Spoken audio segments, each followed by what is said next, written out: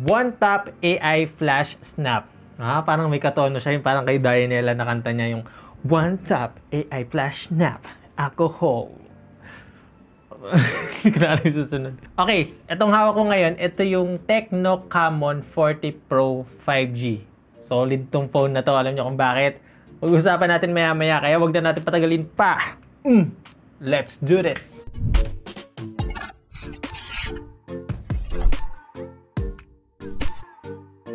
What's up guys? Ako nga pala si Poy and welcome back sa channel. Alright, bago natin pag-usapan yung design nito, dahil super excited akong ipakita sa inyo yung design nito, sobrang ganda talaga niya. As in, hindi ako OA, talagang nagagandahan talaga ako sa design nito. Magkano muna itong Tecno Camon 40 Pro 5G? So dalawa yung meron sa atin dito, 8,256, 12,999 pesos, which is itong hawak kong unit. And then meron din tayong 12,256, ang presyo naman nun is 14,999 pesos.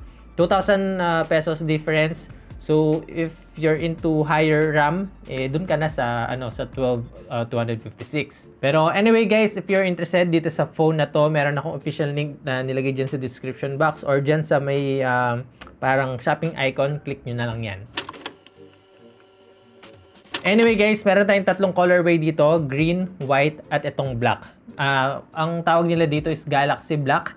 So, inspired yung design nito sa back panel niya ng moon. At grabe, hindi ko alam kung paano nila ginawa ito, pero one of the best looking Tecno phone ito na hawak ko ngayon, guys, no? Itong Camon 40 Pro 5G.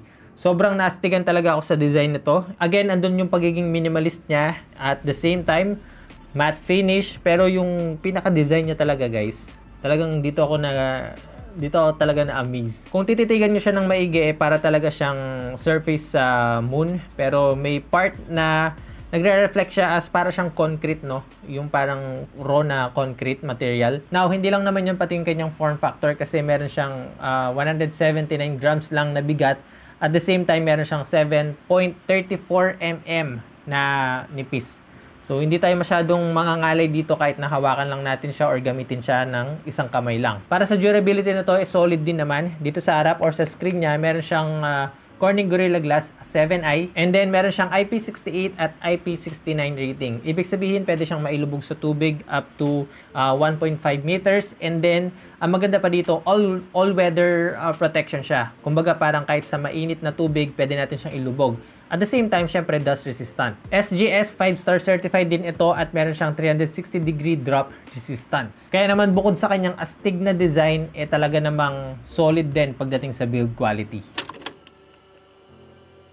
Now, pagdating naman sa display nitong Tecno Camon 40 Pro 5G, meron siyang 6.78-inch Full HD Plus resolution na merong adaptive refresh rate na hanggang 144Hz at meron siyang peak brightness na hanggang 4,500 nits. Curve yung display niya, guys. Ayan, as you can see, kaya naman makakakuha tayo dito ng full view display. And maganda yung kulay niya, guys, dahil AMOLED na din siya. Tapos, yung kulay niya is okay, no? Hindi siya dull or anything. Vibrant siya and at the same time very smooth. So sa panonood ng video or media consumption lang, talaga namang may enjoy natin dito sa phone na to.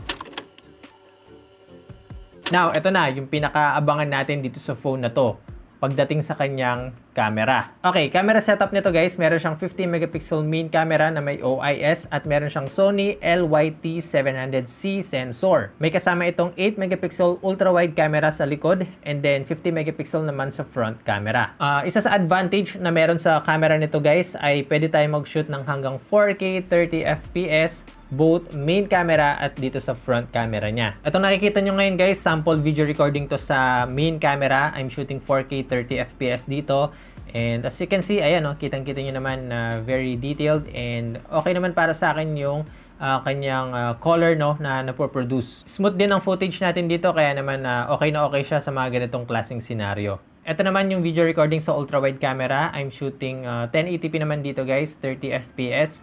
So, wala tayong 4K dito, pero yun nga, ito yung magiging result niya, kapag mag-shoot tayo sa ultra-wide nito. And then, ito naman yung sa front camera niya. Again, 4K tayo dito at 30 FPS, kaya naman magiging smooth tayo dito. And of course, okay ang footage natin, good quality yung kanyang nilalabas. At the same time, As you can see, ayan no, smooth naman yung flow or yung movement natin dito. Kaya okay na okay siya pang vlog. Tatlong bagay yung gustong i-target or ina-achieve ng Tecno pagdating dito sa Camon 40 Pro 5G. Number 1, clarity. Pangalawa, accuracy. Pangatlo, speed. At itong feature nito ay yung tinatawag na flash snap. Ito guys, added feature siya dito sa camera phone nito na super helpful siya para sa akin. Binuboost niya yung shutter speed or kumbaga mabilis siyang mag-capture. Dalawa yung way kung paano natin gamitin to. Una, i-open natin yung camera app and then hanapin natin yung flash snap dito. At pangalawa guys, kung mapapansin nyo kanina pa, meron tayong extra button dito sa kanyang left side. Actually, dalawa yung use nito, yung flash snap and yung Ella AI Assistant. So, mamaya na yon. Unahin natin yung flash snap. So, para magamit natin yung flash snap mode dito, double-click lang natin itong button na to and then yun. Mapupunta na siya agad doon sa mode na yon at pwede na tayo agad kumuha ng picture. Yun naman talaga yung ina-achieve ng feature na to, no? Yung mabilisang pag-capture. Sobrang helpful to guys, lalong-lalo na kung mahilig kayo sa mga active events like sports event, ganyan, mga race. Kung mapapansin nyo naman sa mga photos na pinapakita ko sa inyo guys, kahit na may movement yung bola or yung tao, makikita nyo dyan na clear pa rin yung nakukuha niya. Kaya naman masasolve natin yung problem dito na unfocus or blur yung image at the same time, alam nyo yun, yung sobrang tagal mag-load nung isang photo. Fun AI features naman guys na meron tayo dito. Meron siyang tinatawag na AI GC Portrait. Ito, may mga iba't ibang klaseng effects na pwede natin pagpilian dito guys. At yun, medyo nakakatuwa lang siyang gamitin kasi kakaiba siya. Papalitan niya yung damit mo, meron siya na nasa ibang lugar ka, meron siya na, basta, very fun camera feature ito na subukan nyo pag nakabili kayo nitong phone na to. Meron din itong tinatawag na Sky Shop guys. Ito medyo na-amaze lang ako dito guys kasi close to reality yung itsura niya kapag lumabas na yung mismong picture, no? Parang realistic talaga na yun talaga yung langit, no? Parang, wow! Step by the step. So, ang galing lang. Medyo nakaka-amaze lang yung mode na to. Tapos, meron pa tayong AI RAW. Meron pa siyang AI Sharpness Plus. Of course, hindi mawawala yung AI Erase 2.0 which is okay siya.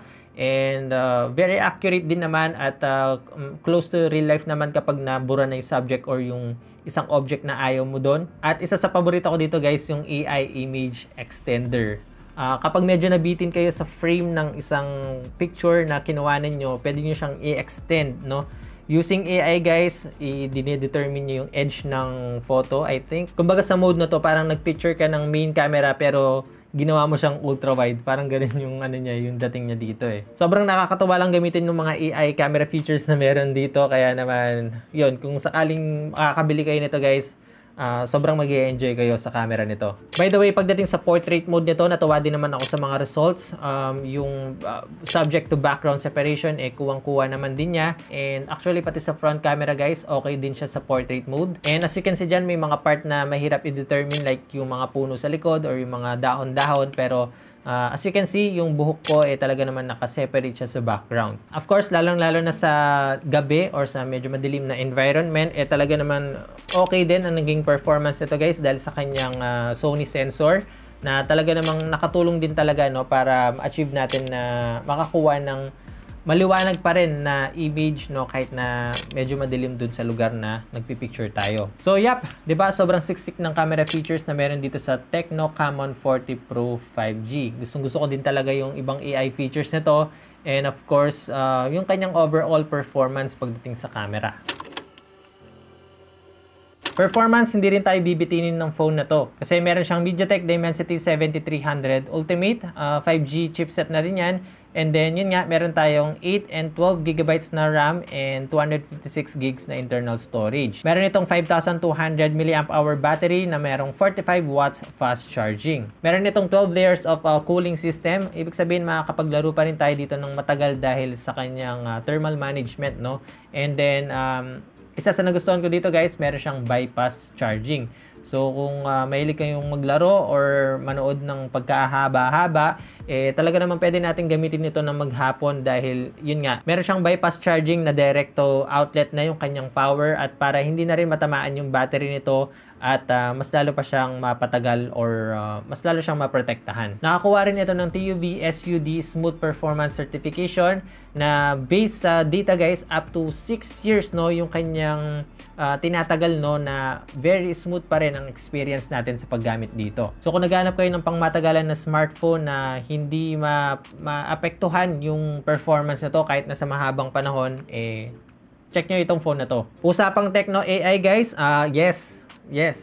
Hindi lang yung AI feature no pagdating sa camera, yung overall AI performance nito guys talaga namang solid kasi powered din siya ng DeepSeek R1. At syempre yung kanilang AI assistant which is si Ella na ma-access din dito sa button na to. How's the weather today? Population is like rain with thunder today. Which is correct kasi umuulan ngayon. Open camera app.